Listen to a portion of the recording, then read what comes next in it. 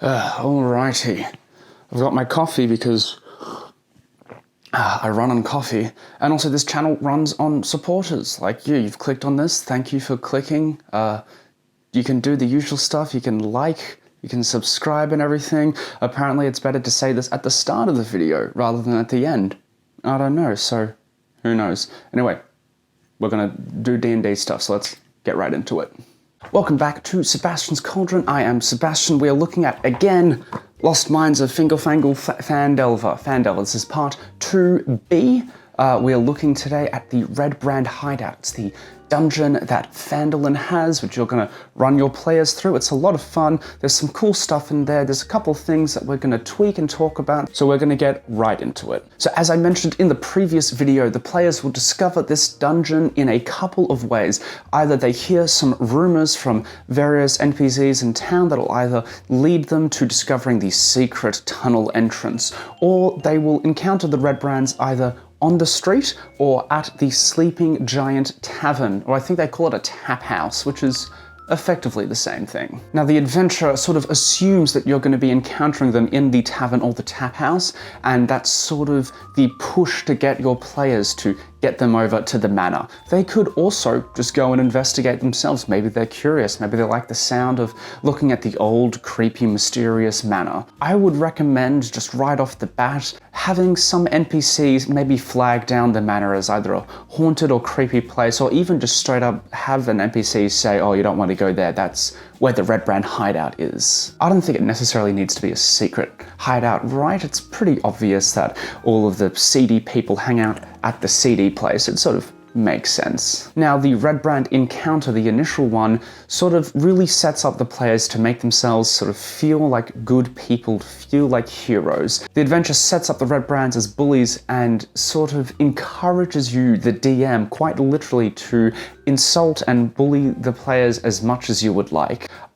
Which is, I mean, if you want to do that, sure, it is in the guise of role-playing, I guess, but don't be too mean, I would say. I mean, it always depends on your players, really. The Redbrands will bully the player characters. I think in the boxed text, it suggests that the Redbrands calls them puppies or something like that, which is, I guess, like a fantasy insult. Cool, great. Feel free to use whatever you want. If you have, say, in my world, tieflings are sort of very oppressed, and so if you had a tiefling in the party, you could sort of lob some insults at them. But after this encounter, there is obviously a fight, and from there the players will sort of get the feeling that the Redbrands are sort of the issue for the town. They should probably feel like they should go and do something about it.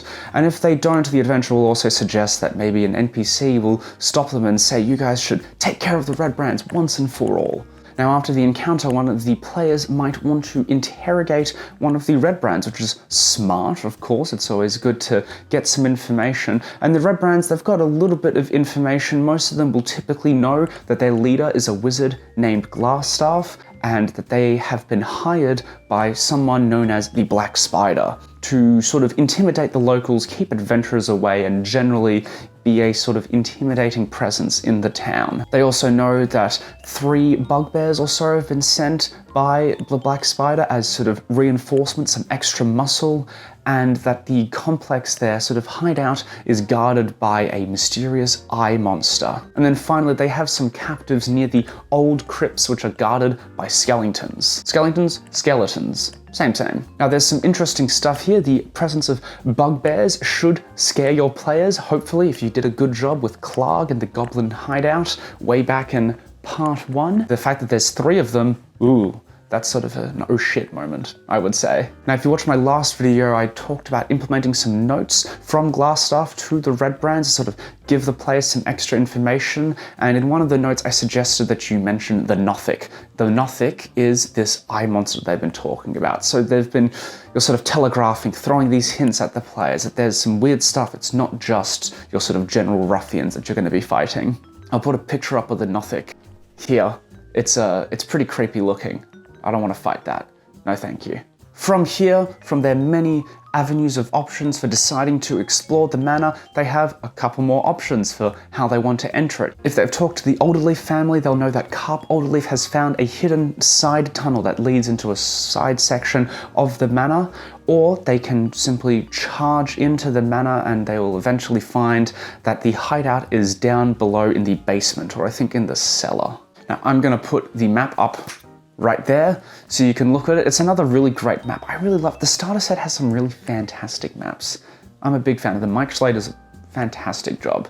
So we can see that this is in a cellar with an adjoining crypt for the Tresendar family to lay their loved ones to rest. We've also got some secret doors which the players, or probably Redbrands, can use to sort of move around the hideout quickly. It's sort of like, I've been thinking about IKEA lately, and it's sort of like in IKEA, if you follow the route, it's sort of convoluted and takes a while, but if you know all of the shortcuts or the secret doors, you can cut through sections and you can get through there pretty easily. Now, I'm not going to go through every single room and talk about what's in there and how to run it. I think at this point, you've probably got a pretty good idea of how to do all of that, and this is a supplement to the adventure. I hope you're not watching this and thinking this is a replacement for reading the adventure and for buying the starter set. But I will talk about a couple of areas, a couple of things that I find really interesting.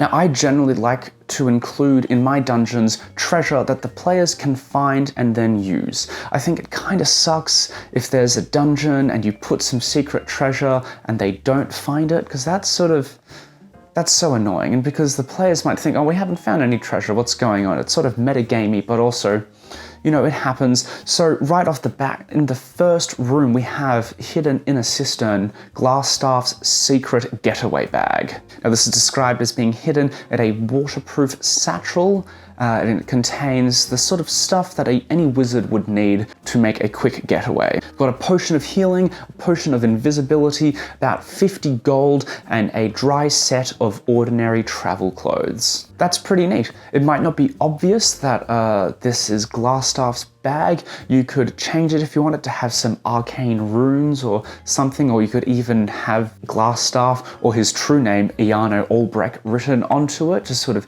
hint that this isn't something that's meant to be used by other people.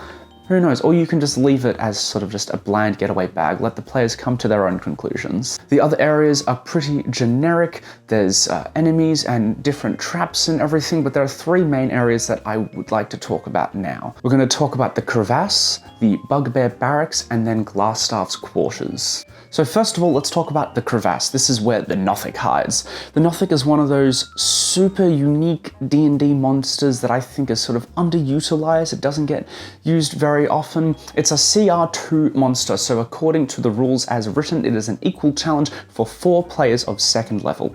Nice, so that's pretty cool. The standard lore behind Nothics is that they are cursed spellcasters that are drawn to magic power like a moth to a lamp. I think the flavor text sort of alludes to Vecna being the one who has cursed them. They can learn information about people and they covet magic items and magical knowledge. They have this obsessive tug to get more knowledge. Part of the curse makes them feel as though that they can find some obscure piece of arcane lore that could cure them, but unfortunately there is nothing that can, or at least the sort of lore behind it is there's nothing, and that this sort of tug for knowledge is part of this sort of evil and cruel curse, that they will be ever seeking a way to cure something that they cannot cure. Of course, some of them are intelligent enough to realize that this is all part of the curse, and it is a punishment for seeking out knowledge that should remain unknown. So Nothics can be intelligent, they might not be, the adventure suggests, and I would recommend that the Nothic try and negotiate with the players.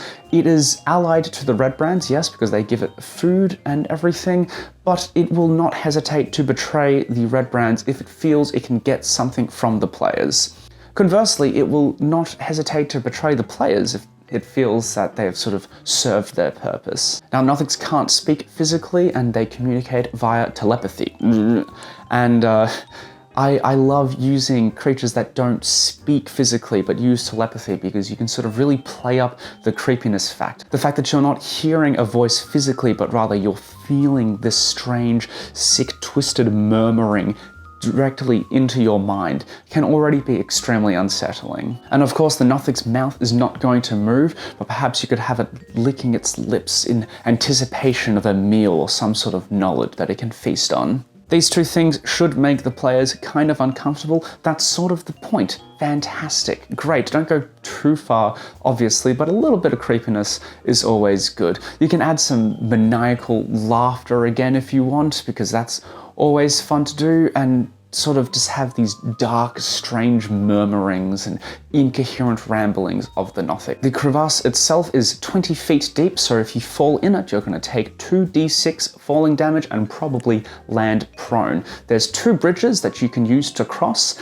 The south one is rigged to fall if more than 50 pounds or 22.68 kilograms is put onto it, which is just a small trap that the Redbrands would know, probably wouldn't tell any of the players of, so that could really surprise them. The crevasse itself has been charmed with strange necromantic magic. It's very cold down there, and whatever enchantment was put on means that organic matter decomposes at half the normal rate that it would. There's a mess of broken bones, gnawed bones, the body of a man who's later identified as the woodcarver. His name is Phandelver, and his family are the captives in the crypt that the players will hopefully rescue when they go through the dungeon. Anyone that falls into the crevasse will take some damage, unfortunately, but they will also find the Nothic's hoard, because like I said, they hoard magic items. What do we have? We've got a bunch of gold, a couple of potions, there's a scroll, and there is also a +1 longsword.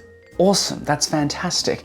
The adventure gives you some interesting fluff about how the sword was named Talon after one of the members of the Dresendar family was doing blah blah blah. Cool. You can use that if you want. You can come up with your own. You can, if you're feeling up to it, come up with a name on the spot. You could say it's the sword of a famous adventurer who fought many centuries ago against something. Who knows? I wouldn't also presume the longsword to be the best weapon. If you say have a swashbuckling rogue in your party, perhaps a +1 rapier would be better. Try and, you know, make it somewhat useful for your players. You shouldn't always hand them things that are tailor-made to them, but if you have like a party of wizards and spellcasters and everything, the +1 longsword probably isn't going to be so useful to them.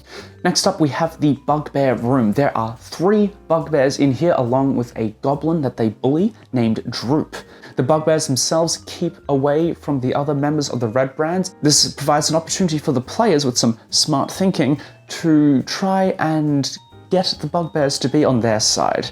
They could be pretty easily convinced that the players are new members of the Redbrands, and maybe even convinced that there are traitors or imposters roaming around that they need to deal with. Of course, the players would probably try and avoid a fight with 3 bugbears at this stage. It would be pretty intense, but I sort of like these moments of where in the past the bugbear was the final boss of the dungeon, and now it is just a sort of standard encounter in a room. Considering when you run this dungeon, it'll probably be the 3rd or 4th session, I would say that the players probably a bit more comfortable with role-playing. Let them role-play, like try and get them to tell you exactly what they're saying to the bugbears, and they'll probably come up with something pretty good. I wouldn't even have them roll, I would just say it succeeds. It's a pretty good idea. Reward clever thinking from your players. Other than that, the goblin Droop has some vague information that he can also give to the players. He knows that there are some goblin patrols in the forests around Phandelver who will probably know where Cragmore Castle is. He also knows that Cragmore Castle is sort of north-ish in the forest somewhere. He unfortunately doesn't have the exact location, but the bugbears do. Now, the bugbears would probably need to be intimidated a little bit to reveal where the castle is, and they do know, the adventure mentions that they know where Wave Echo Cave is, which is the final dungeon of the adventure. But I would say that would require a pretty good intimidation check, pretty clever roleplay and everything, combined with a good die roll to get them to potentially reveal that information. Now, when we're talking about giving out information, and we're sort of thinking about the Black Spider now, I am thinking about a scene in Daredevil Season 1. It's pretty early on. I'm about to spoil a couple of things in case you're really trying to avoid spoilers and you've somehow not watched the show because it's fantastic, but I'll put a timestamp somewhere so you can click to avoid it if you want. But there is a scene in Daredevil Season 1 before he is even known as Daredevil or the Devil of Hell's Kitchen. He is referred to as the Man in Black. But there's a scene where an assassin who's been hired by this sort of shady organization has been defeated and interrogated by the Man in Black, and he has given up the name of his employer, Wilson Fisk. You can see this takes quite a lot of effort from Matt Murdock to try and push this information out, and once the assassin does, he starts having a bit of a breakdown. Tell me. Who does he work for? I can't. I want a name!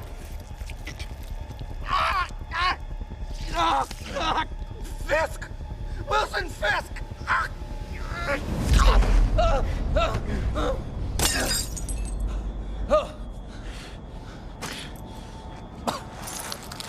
You get in your car. If I ever see you in Hell's Kitchen again. No! You do not want to test me. You think this is still about you? I gave up his name. You don't do that, not to him. He'll find me and make an example. And then he'll find everyone I've ever cared about and do the same to them. So that no one ever does what I just did. After realizing what he has done, that he has given out his name when you are not supposed to, the assassin ends up killing himself, so frightful and afraid of the repercussions of giving out this information, he decides that it would be better to be dead than to try and escape from the wrath of Wilson Fisk. There we go, end spoilers. But I think having a villain have that amount of power could be really interesting. I'm of course not suggesting that you have a Bugbear, do something that drastic, but having some sort of scene or something, even using a cinematic, something we'll talk about in a later video as well, could be really interesting to really showcase the power and influence of the Black Spider. Of course, again, if your players aren't comfortable with that sort of stuff, don't do it, please. It's really great if your players are friends and you know what you guys are comfortable with. If you're playing with strangers or people you don't really know, have a chat about things that they're happy to include, that they don't want included and everything, and be respectful if something comes up mid-session that they're uncomfortable and they say, hey, actually, this isn't cool. I can't remember what the actual mechanic is, but there's a few RPGs, I think it's the X card that they use, and when you tap the card, which then indicates to the DM that there is a topic that the player is uncomfortable with, and then they stop the game, they have a chat, and they figure out what they can do to make this player, more comfortable in the game again. So while we're talking about the Black Spider, before we get to the final room that I'm going to talk about, Glasstaff's quarters, let's talk a little bit more specifically about the Black Spider themselves. Because we haven't really talked about him too much, or what his sort of plan is, what he's supposed to be doing, at least as written in the adventure, and unfortunately it's pretty vague. It's pretty bare bones. I would say this is one of the issues, unfortunately, with Wizards of the Coast's design, the way that they use these modules. It's sort of intended that you read through them like you're reading a fantasy novel, and you sort of then have to do that a couple of times to figure out what's going on. It would make a lot more sense if the Black Spider is the big bad evil guy for this adventure, to have all of his stuff right at the front so you know exactly what's going on. But unfortunately, you've got to sort of flick through. I've been throwing lots of names out. One that keeps coming up is Wave Echo Cave. This seems to be a central part of his plan. I've also, while we're talking about reading through adventures like novels, I've done a video on running modules. You can click that card up there and go watch it. I talk about some pretty cool stuff, I reckon. But to quickly look forward in the adventure, in part 3, we get to go to Cragmore Castle, which is the headquarters for the Cragmore tribe of goblins, who are the ones that attacked the caravan and kidnapped Gundren and Sildar way at the start back in part 1. Here we see the leader of the goblins, King Groll, being met by a doppelganger sent by the Black Spider to negotiate the surrender of Gundren Rockseeker and his map of Wave Echo Cave. Gundren was the dude that hired you guys back at the start as well. It's all coming together, very exciting. So Wave Echo Cave is the final dungeon. It's the big dungeon of this adventure, which the players will go to at the sort of end, the conclusion, which is where they'll find the black spider and the other cool stuff there. In the adventure, it tells you that the Wave Echo Cave was the former ancient mine that disappeared some nondescript amount of time ago. In it, there is a mysterious and magical forge of spells which can be used to create powerful magic items. So with that, with the forge of spells and with the black spider, the adventure sort of just tells you that the black spider wants the forge of spells. And it doesn't give you much more than that, unfortunately, which is pretty lackluster in my opinion. So you're gonna have to do a bit of work to try and think, why is the black spider trying to get the forge of spells? We can make the obvious first logical step and say he wants it to create magical items, wonderful, but then coming up with his actual motivation is gonna take a bit of work. Luckily, I have a couple of suggestions.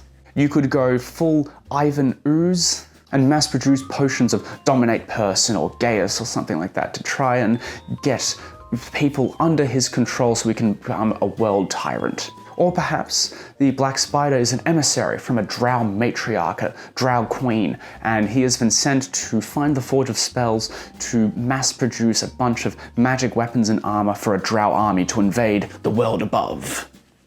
Or maybe the Black Spider just wants to conquer the world on his own like a warlord and is going to use the forge to create a slew of magic items that he can power himself up with. Those are just a couple of suggestions. If you've come up with something cool, leave it in the comments. I'd love to hear what you do, what you come up with. The Black Spider is very sort of disappointing as written, so people have to do a bit of work.